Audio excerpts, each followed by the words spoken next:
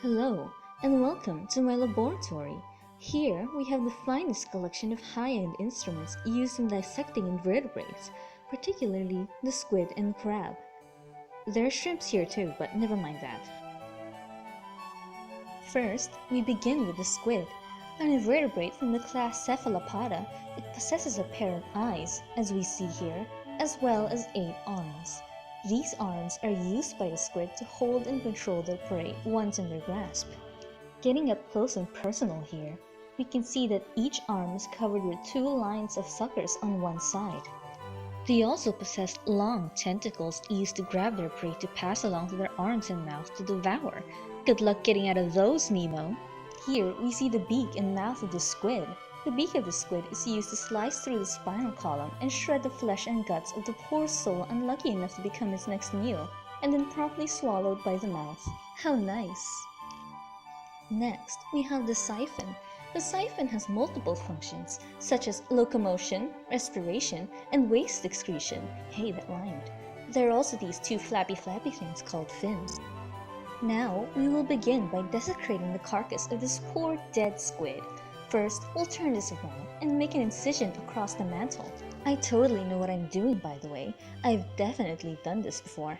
I mean, not to brag, but I'm a bit of an expert in dissecting things. It's sort of my specialty. Okay, so it's not a straight line. Whatever. Look, it was kind of a dull blade, alright? Don't judge me. Anyway, here are its internal organs. Here, amongst the gruesome viscera, we can see 2 long slimy things on each side of the internal organs. These are called the ctenidium, which are also known as the gills of the squid. At the center is the digestive system and the ink sac of the squid. Thumbs up indeed! And that's not all. The gonad is placed above the other organs where I used to think the brain would be. Talk about thinking with your. Here's a closer look. We can see the ink sac has an iridescent color, but contained in the sac is a dark ink which is used to distract predators. We will now proceed to detach the innards of this animal's corpse from its mantle by aggressively and violently scraping it off with a knife in order to get rid of this, carefully and skillfully remove the organs with a scalpel.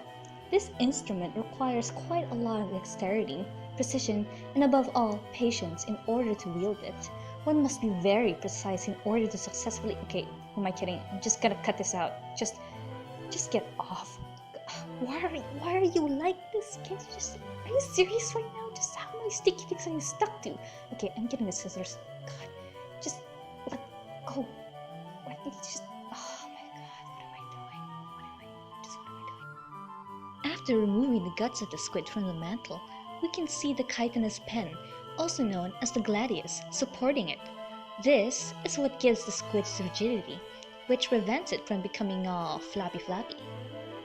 Here we have a closer look at the mantle and its chromatophores, which are itty-bitty dots scattered across the mantle. These are pigment-rich, light-reflecting cells used by the squid to change its color. Fascinating. Before finishing this dissection, we are going back to the previously discarded entrails to cut the ink sac open to observe the dark ink contained within the sac. Because why not? Look at it all spewing and oozing out of the sac. It's kind of like a pimple except it's ink and not pus. And now we will proceed to dissect the second specimen, the crab, from the class Crustacea, which is this little guy. Here we can see the antenna and the antennule and its 2 eyes. Over here is the caliped and oh look, it's saying hello. What a silly crab. You can't say hello, you're dead. Anyway, these are its walking legs, which are used for walking, and these are its swimming legs, which are used for swimming, obviously. Flipping the crab over, we can see its mouth parts and its abdomen. As you can see, it is quite hard. Flipping it over again, we can also see that the carapace is quite hard. Now, we are going to stick a knife to the backside of the creature because literally nothing in my arsenal could pierce the shell. Opening the shell, we are greeted with the mangled innards of the crab. I'm not sure what that is, I'm just gonna cut that out. Here, we have a closer look at the crab's internal organs. Here are its gills placed on both sides of the crab. These are its gastric muscles. And here we have what's left of its eyes and antenna. Near the back of the crab are 2 flanks, and the area around the front has the stomach, where the crab digests its food. Fun fact, some crabs would eat just about anything, including their own species.